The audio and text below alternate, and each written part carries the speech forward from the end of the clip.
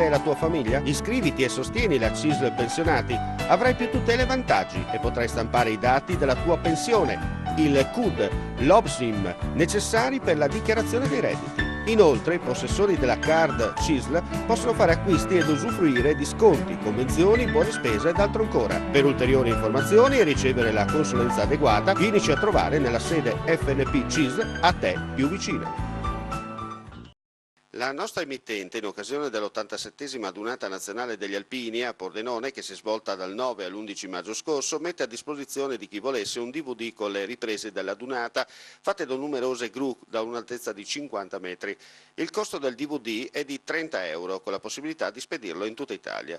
Per qualsiasi informazione o prenotazione potete chiamare i seguenti numeri: 0434 55 5486 o 0434 55 14 55. Ripetiamo: 0434 55 5486 oppure 0434 55 14 55. Gli Alpini, un'occasione unica da rivedere.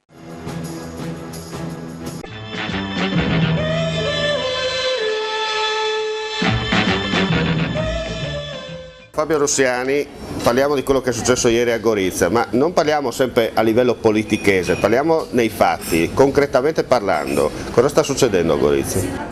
Sta succedendo ciò che immaginavamo ormai da tempo, ovvero che Gorizia e tutta la sua provincia sta man mano perdendo i suoi fiori all'occhiello, l'ospedale, il tribunale e tutti i servizi che una volta venivano garantiti ai cittadini, ai goriziani e ovviamente anche ai cittadini di tutto l'Isonzo.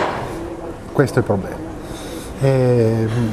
Ieri è arrivata la Presidente della Regione, è arrivata l'assessore Telesca, hanno cercato di spiegare il perché delle loro scelte, di come intendono e come immaginano la futura sanità isontina, ma la risposta dei goriziani e anche dei non goriziani, perché io comunque mi sono presentato lì come consigliere provinciale assieme a tanti altri colleghi della provincia, assieme a tanta gente, a tanti cittadini che nulla hanno a che fare con la politica.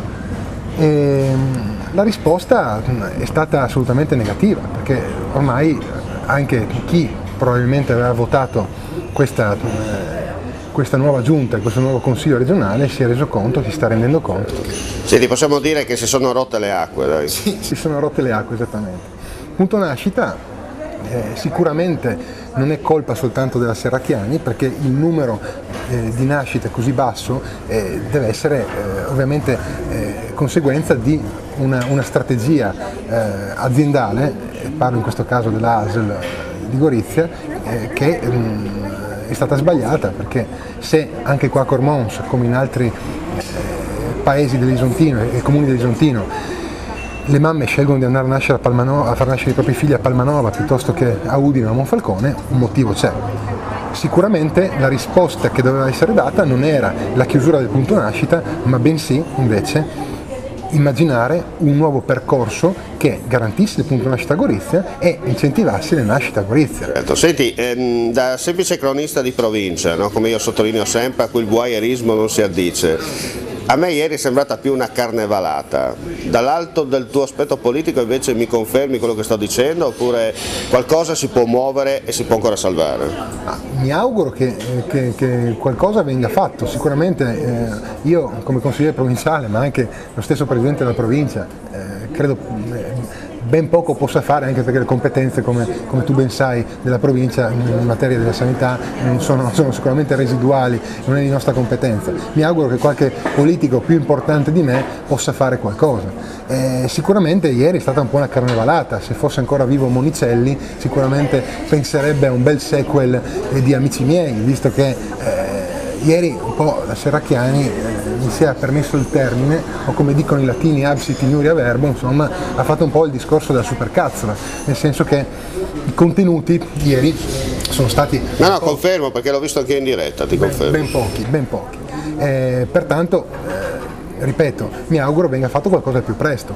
Ciò che mi preme dire, e mi auguro che questo messaggio riesca a penetrare nella testa delle persone, è che perdere i servizi in un comune come Gorizia, nei comuni come Lesontino, significa anche una perdita economica delle nostre proprietà. Cosa vuol dire questo? Cosa significa? Se noi acquistiamo una casa, un immobile, chi a Gorizia, chi a Cormons, è perché è convinto di avere dei servizi, intesi come l'ospedale, intesi come il tribunale, intesi come il catasto e l'ufficio tavolare. Se questi poi man mano negli anni dal politico di turno vengono smantellati, cosa ci rimane in mano? Se io una casa l'ho pagata 100.000 euro, 200.000 euro, perché ero convinto di vivere in un paese o in un comune più grande come Gorizia che aveva dei servizi, e poi questi servizi man mano mi vengono tolti, quanto vale questa casa? Quanto vale la mia proprietà? E qui il discorso, al di là del servizio tolto al cittadino, diventa anche un discorso di opportunità. Non voglio peccare di venialità, però immagina che io spendo dei soldi e ci metto una vita per comprare una casa e farmi un mutuo perché spero di abitare in un posto che mi valga qualcosa, e un domani invece mi ritrovo con una casa che non vale niente perché il primo servizio utile è a Trieste piuttosto che a Monfalcone piuttosto che a Udine. Ecco, questo è il vero pericolo, questo è il vero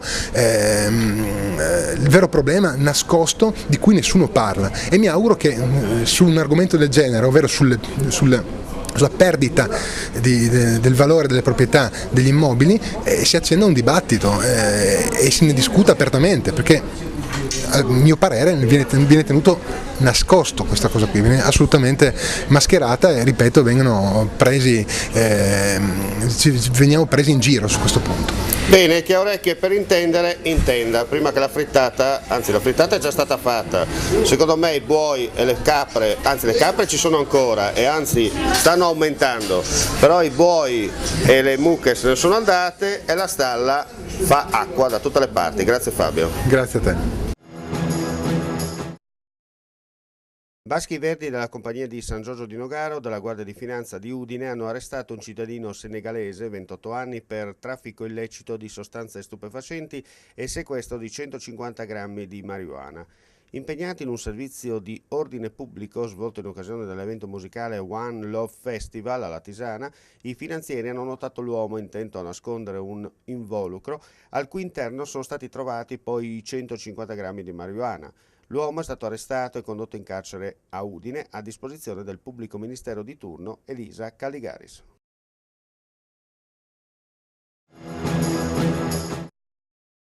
Sulla 4 Venezia-Trieste il traffico, come da previsione, è molto intenso. Un incidente accaduto verso le 8:10 tra San Stino di Venezia e Portogruaro ha causato i primi forti rallentamenti, le cui ripercussioni si sono fatte sentire a lungo. 3 i feriti soccorsi dall'elicottero del 118 atterrato sull'autostrada. Le operazioni di ripulitura della careggiata si sono protratte fino alle 9:40 circa. Gli automobilisti provenienti da Venezia è stato consigliato l'itinerario alternativo lungo la A27 e A28.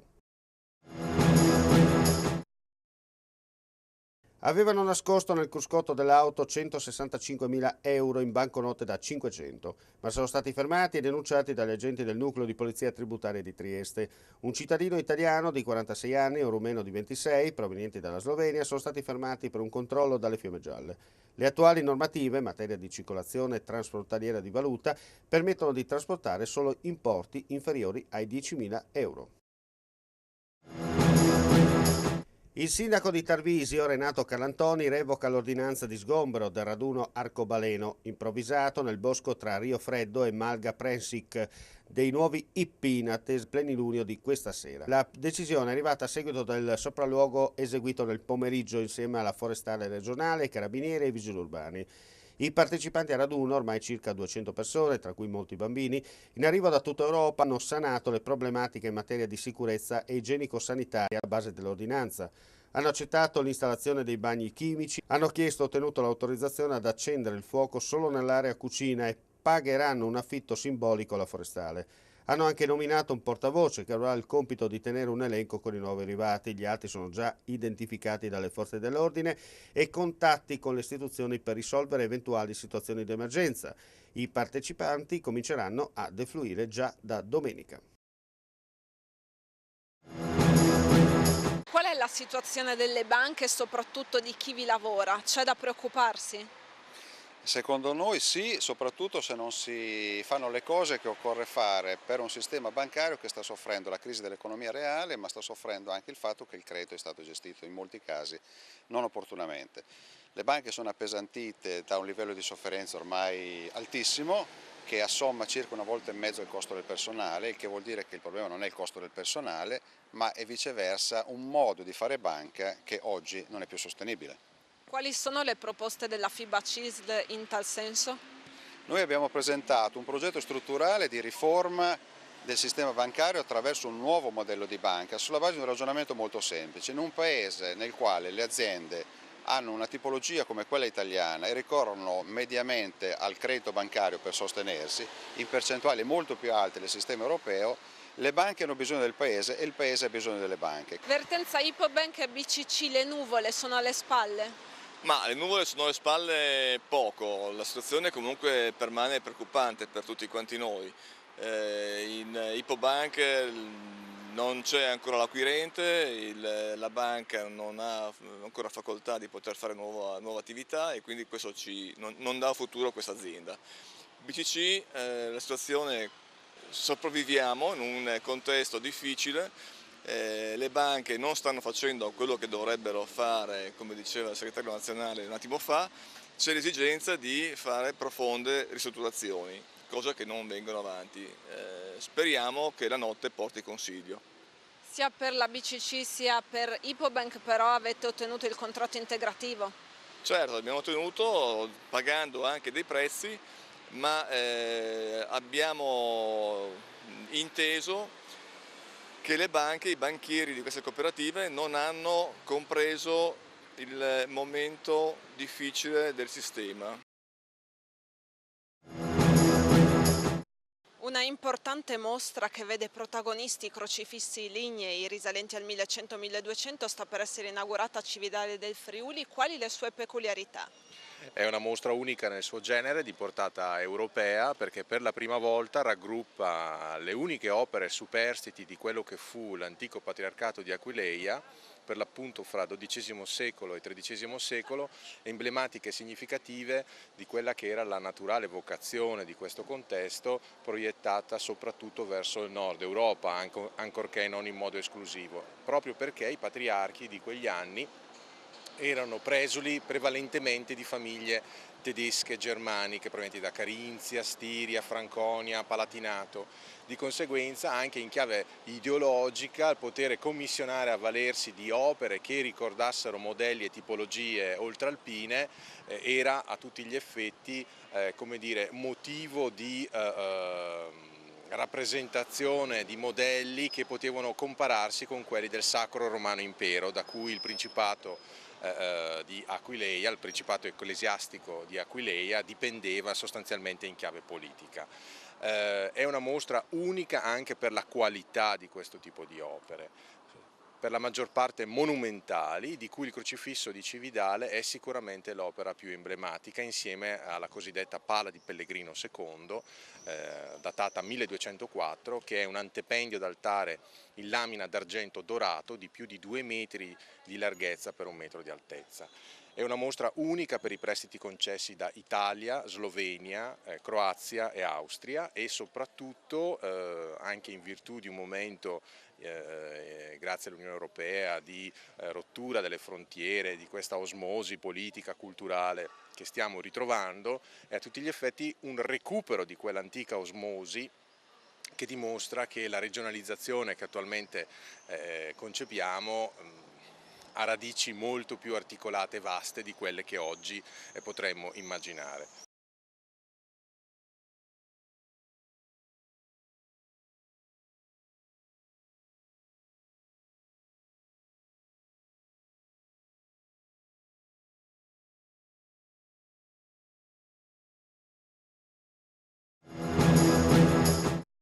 Si apre con la London Symphony Orchestra, poi per quanto riguarda la danza il balletto della Lettonia con lo Schiaccianoci, per quanto riguarda la prosa 7 spose con 7 fratelli. Questi le primizie, i primi insomma, si aprono così la stagione 2014-15 del teatro. Sì, naturalmente sono solo alcune perle tra una collana, diciamo, che è composta da altre molto forti proposte, per cui non è il caso di nominarle tutte, bisognerebbe leggere, però è impostata sia per la prosa che per la musica su nomi complessi e titoli che sono assolutamente di richiamo. Naturalmente noi sappiamo di essere nella regione l'ente che per esempio propone la serie di concerti più importante, sia perché abbiamo un teatro grande adatto per fare tutte queste cose,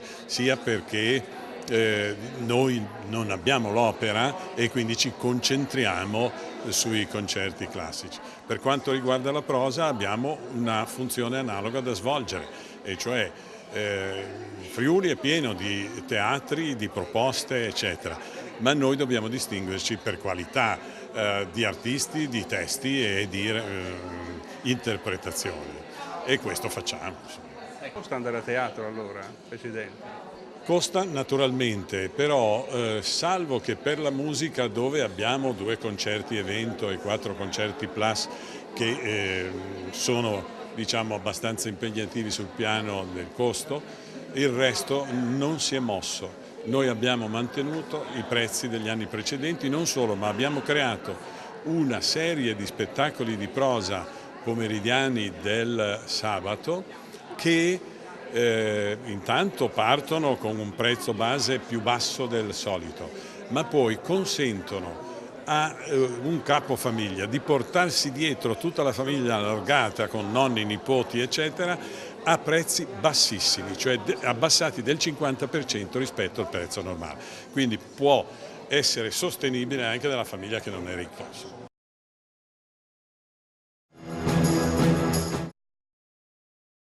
Previsione del tempo per domenica 13 luglio. Su tutta la regione avremo nuvolosità variabile con temporali sparsi. Piogge e temporali saranno più frequenti al mattino su pianura e costa, dal pomeriggio anche sui monti. Qualche temporale potrebbe essere anche forte, con piogge localmente intense. Per lunedì invece nuvolosità variabile con piogge e temporali sparsi. Le piogge temporalesche potrebbero essere localmente intense. Insomma, prendete l'ombrello che vi conviene. E la tua famiglia? Iscriviti e sostieni la CISL Pensionati. Avrai più tutele e vantaggi e potrai stampare i dati della tua pensione, il CUD, l'OBSIM, necessari per la dichiarazione dei redditi. Inoltre, i possessori della card CISL possono fare acquisti ed usufruire di sconti, convenzioni, buone spese ed altro ancora. Per ulteriori informazioni e ricevere la consulenza adeguata, vienici a trovare nella sede FNP CISL a te più vicina. La nostra emittente, in occasione dell'87esima Adunata Nazionale degli Alpini a Pordenone, che si è svolta dal 9 all'11 maggio scorso, mette a disposizione di chi volesse un DVD con le riprese della Dunata, fatte da numerose gru da un'altezza di 50 metri. Il costo del DVD è di 30 euro, con la possibilità di spedirlo in tutta Italia. Per qualsiasi informazione o prenotazione potete chiamare i seguenti numeri: 0434 55 54 86 o 0434 55 14 55. Ripetiamo: 0434 55 54 86 oppure 0434 55 14 55. Gli Alpini, un'occasione unica da rivedere.